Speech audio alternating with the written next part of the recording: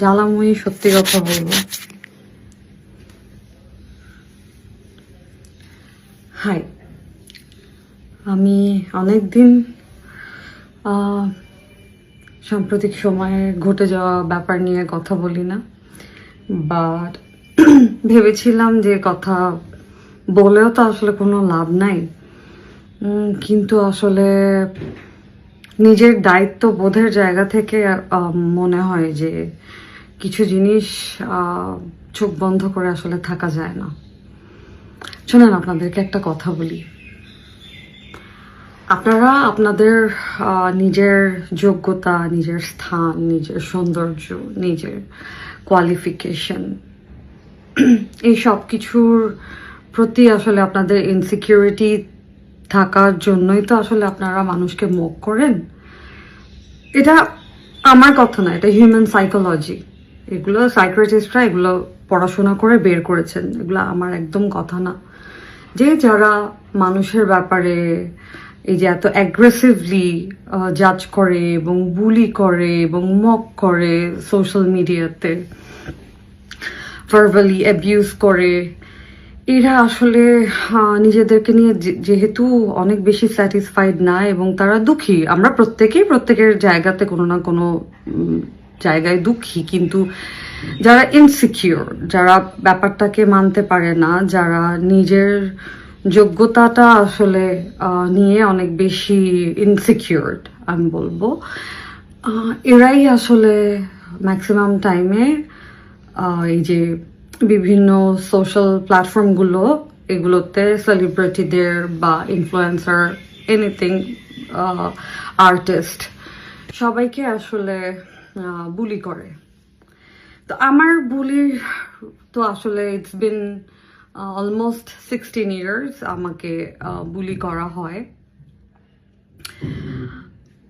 আমার কথা হচ্ছে, আপনারা আপনাদের জায়গা থেকে আমাকে বুলি করে মজা পান, এটা আপনাদের একটা পৈশাচিক আনন্দ হয়, আই টোটালি আন্ডারস্ট্যান্ড।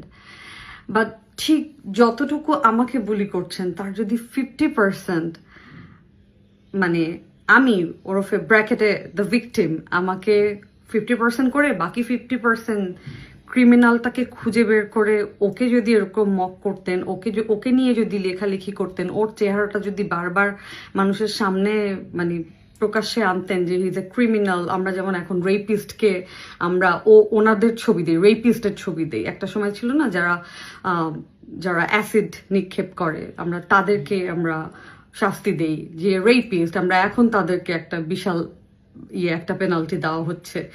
ঠিক তেমনি যারা এই যে এইরকম মানে আরেকটা মানুষের ক্ষতি করে তাদের কনসেন্ট ছাড়া, যে তাদের প্রাইভেট কিছু প্রাইভেসি কি বলে ডিসক্লোজ করে, এবং সেটা একটা গুরুতর ক্রাইম, এবং সেই মানুষগুলোকে আপনারা যে বুলি না করে আপনারা যে ভিকটিমকে বুলি করছেন day by day, I understand. আমি আপনাদের I empathized about yours insecurity, about your job, about your beauty, about your qualification, about your family background, about your childhood কি বলবো facilities and all that, which is why you guys are very concerned about my income source or other girls' income source when they are going out or when they are doing good in their life. Okay, কোনো problem নাই, but exactly যেই পার্সেন্টটুকু বুলি আপনি আমাকে করে বাকি 50% যদি ক্রিমিনালকে করতেন, তাহলে পৃথিবীতে তন্ময়ের জন্ম হতো না। একটা 35 ইয়ার্স ওল্ড একটা ছেলে, ও কোনো মিডল এজ ক্রাইসিসেও নাই, হি ইজ ইয়াং এনাফ, ও চাইলে he can date somebody, he can actually গো।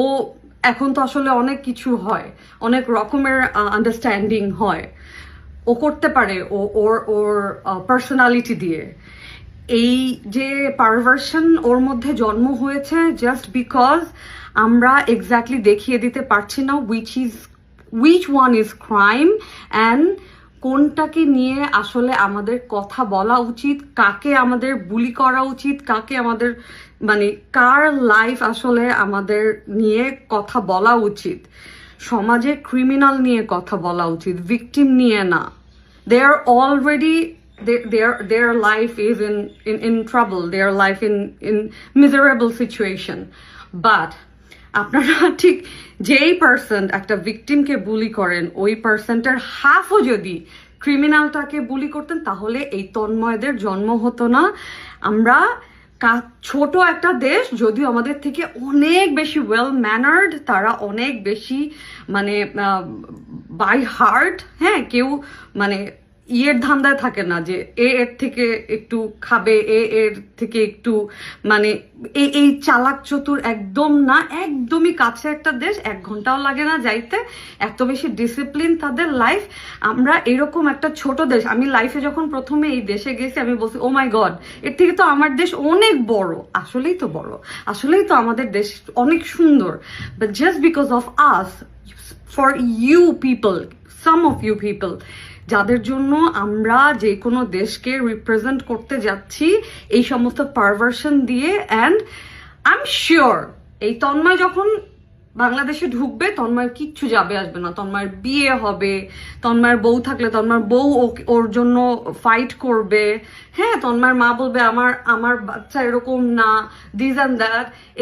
এই প্রচলনটা এত বেশি common, but you know what, this is the high time. আমরা আসলে অনেক কিছু নিয়ে এখন কনসার্ন না, আমরা রং প্যারেন্টিং নিয়ে কথা বলি, আমাদের চাইল্ডহুড ট্রমা নিয়ে কথা বলি, আমরা একটা জেনারেশন কিন্তু আছে যে এইখানেই আমরা আসলে থেমে যেতে চাই, নেক্সট জেনারেশনকে আমরা আসলে আর কোনো ট্রমার মধ্যে দিয়ে যেতে মানে দিতে চাই না, যে জেনারেশন টু জেনারেশন আমরা বিভিন্নভাবে আসলে সাফারার, এবং আমরা নেক্সট জেনারেশনকেও আমাদের পাস্ট এক্সপেরিয়েন্সটা আমরা ওই বোঝাটা দিয়ে দিই, রাইট?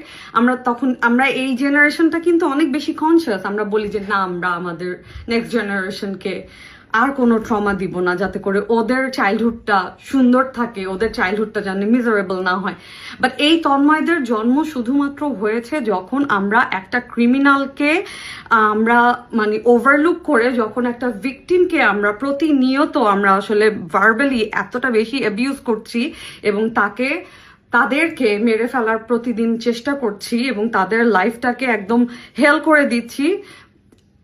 I understand আপনারা করেন, এটা নিয়ে আমার কোনো প্রবলেম নাই, বাট 50% কমিয়ে যদি ওই 50%টা একটা ক্রিমিনালকে নিয়ে যদি আপনারা কথা বলেন, একটা ক্রিমিনালকে শেম করেন, একটা ক্রিমিনালকে নিয়ে আসলে আপনারা জেগে ওঠেন, কথা বলেন, তখন এই তন্ময়দের জন্ম হয় না, যারা আরেকটা দেশে গিয়ে রিপ্রেজেন্ট করে how perverted you guys R.